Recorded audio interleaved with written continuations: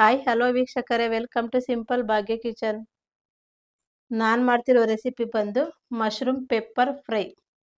Mushroom pepper fry ಮಾಡುವುದು ಹೇಗೆ ನೋಡೋಣ ಬನ್ನಿ. ಮಶ್ರೂಮ್ ಪೆಪ್ಪರ್ ಫ್ರೈ ಮಾಡುವುದಕ್ಕೆ ಬೇಕಾಗಿರುವ ಸಾಮಗ್ರಿಗಳು: ನಾನು ಒಂದು ಬೌಲ್ ಅಷ್ಟು ಮಶ್ರೂಮ್ ತಗೊಂಡಿದ್ದೀನಿ, ಕ್ಯಾಪ್ಸಿಕಮ್, ಈರುಳ್ಳಿ, ಹಸಿಮೆಣಸಿನಕಾಯಿ, ಕರಿಬೇವು, ಬೆಳ್ಳುಳ್ಳಿ, ಜೀರಿಗೆ, ಕಾಳುಮೆಣಸು, ಧನಿಯಾ ಪುಡಿ, ಉಪ್ಪು, ಗರಂ ಮಸಾಲ, ಅರಿಶಿನ ಪುಡಿ, ಶುಂಠಿ ಬೆಳ್ಳುಳ್ಳಿ ಪೇಸ್ಟ್, ತುಪ್ಪ ಮತ್ತು ಎಣ್ಣೆ. ಈಗ ಮಾಡೋದು ಹೇಗೆ ಅಂತ ನೋಡೋಣ. ಒಂದು ಚಿಕ್ಕದು ಮಿಕ್ಸಿ ಜಾರ್ ತಗೊಳ್ಳೋಣ. ಇದಕ್ಕೆ ನಾನು 1.5 ಸ್ಪೂನು ಕಾಳುಮೆಣಸು ಹಾಕ್ತಾ ಇದ್ದೀನಿ. ಇವತ್ತು ನಾನು ಕ್ವಾಂಟಿಟಿ ಕಮ್ಮಿ ಮಾಡ್ತಾ ಇದ್ದೀನಿ, ಸ್ವಲ್ಪ ಮಾಡ್ತಾ ಇದ್ದೀನಿ, ಹಾಗಾಗಿ ಕ್ವಾಂಟಿಟಿ ನೋಡಿಕೊಂಡು ನೀವು ಮಾಡ್ಕೊಳ್ಳಿ.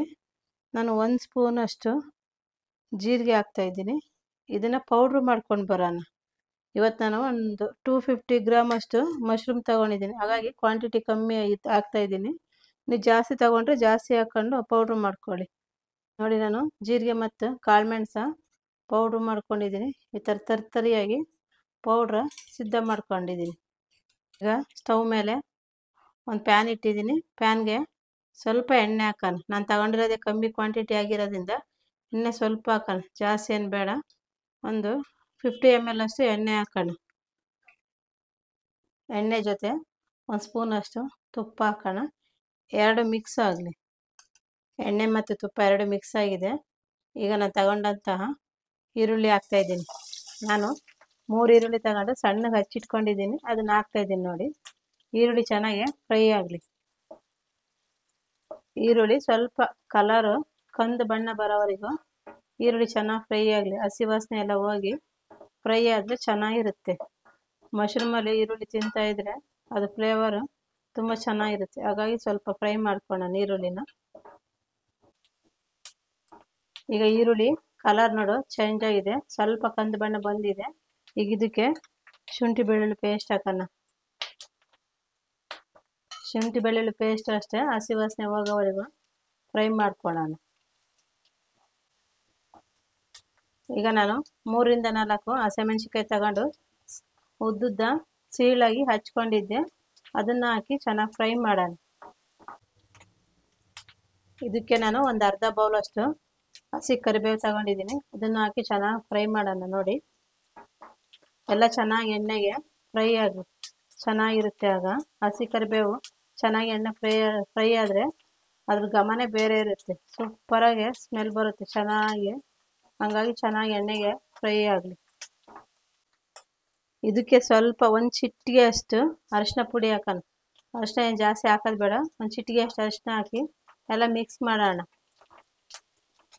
ನೋಡಿ, ಎಲ್ಲ ಚೆನ್ನಾಗಿ ಮಿಕ್ಸ್ ಆಯಿತು. ಇದಕ್ಕೆ ನಾನೀಗ ಮಶ್ರೂಮ್ ಹಾಕ್ತೀನಿ.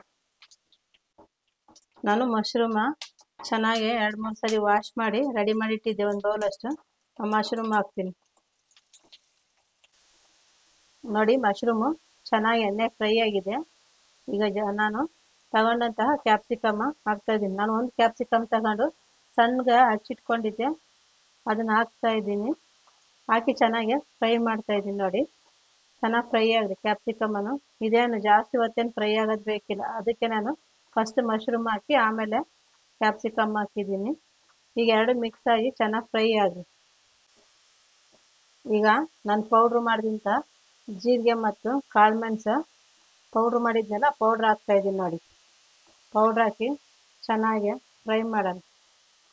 ಅದು ಕಾಳುಮೆಣಸು ಪೌಡ್ರ್ ಹಾಕಿದ್ಮೇಲೆ ಸ್ಮೆಲ್ ಅಲೆ ಎಷ್ಟು ಚೆನ್ನಾಗಿ ಬರ್ತಾಯಿದೆ ಅಂದರೆ ತುಂಬ ಚೆನ್ನಾಗಿ ಬರ್ತಿದೆ. ಅಲ್ಲಿ ಮಶ್ರೂಮ್ ಫ್ರೈ ತಿನ್ನಬೇಕಂತ ಬಾಯಲ್ಲಿ ನೀರೇ ಬರುತ್ತೆ, ಆ ಥರ ಇದೆ ಸ್ಮೆಲ್ಲು, ತುಂಬ ಚೆನ್ನಾಗಿ ಬರ್ತಾಯಿದೆ. ನೋಡಿ, ಇದಕ್ಕೆ ನಾನೀಗ 1/4 ಟೀ ಸ್ಪೂನ್ ಅಷ್ಟು ಗರಂ ಮಸಾಲ ಹಾಕ್ತಿದ್ದೀನಿ.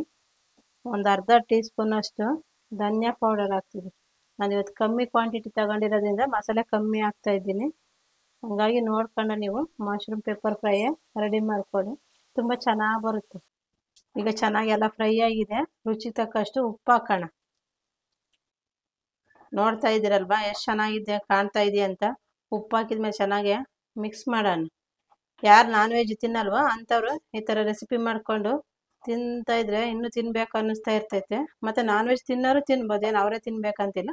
ಬಟ್ ನಾನ್ ವೆಜ್ ತಿಂದೇ ಇಲ್ದವ್ರಿಗೆ ತುಂಬ ಚೆನ್ನಾಗಿರುತ್ತೆ ಇದು. ರೈಸ್ ಜೊತೆ ತಿಳಿ ಸಾಂಬಾರು ರೈಸ್ ತಿನ್ಬೇಕಾದ್ರೆ ಸೈಡ್ಗೆ ಈ ಥರ ಮಶ್ರೂಮ್ ಪೆಪ್ಪರ್ ಫ್ರೈ ಮಾಡ್ಕೊಂಡು ತಿಂತಾ ಇದ್ರೆ ಚೆನ್ನಾಗಿರ್ತೈತೆ. ಯಾವ್ದಾದ್ರು ಸೊಪ್ಪು ಸಾಂಬಾರ್ ಜೊತೆ ಏನಾದ್ರು ನೆಂಚಿಗೆ ತುಂಬ ಚೆನ್ನಾಗಿರುತ್ತೆ. ಎಲ್ಲ ಚೆನ್ನಾಗಿ ಬೆಂದಿದೆ ಮಶ್ರೂಮು. ಇದಕ್ಕೀಗ ನಾನು ತಗೊಂಡಂಥ ಬೆಳ್ಳುಳ್ಳಿನ ಜಜ್ಜಿಬಿಟ್ಟು ಮೇಲ್ಗಡೆ ಹಾಕೋಣ. ನಿಮ್ಗೆ ಇಲ್ಲಿ ಕೊತ್ತಂಬರಿ ಸೊಪ್ಪು ಹಾಕ್ಬೋದು. ನಾನು ಇವತ್ತು ಕೊತ್ತಂಬರಿ ಸೊಪ್ಪೇನು ಹಾಕ್ತಾ ಇಲ್ಲ.